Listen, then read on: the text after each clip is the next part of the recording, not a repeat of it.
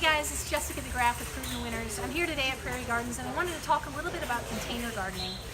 We always talk about container gardening and how do you pick the best plants for the container. And we use a concept that we call thriller, filler, spiller. So the thriller is kind of the tall, upright plant in the mixed container. I wanted to talk about a really new osteospermum called Bright Lights Double Moon Glow.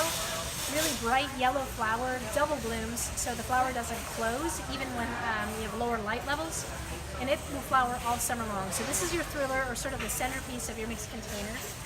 Next we have Diamond Frost Euphorbia, and it doesn't look like much here, but this is like the best filler plant that you can find.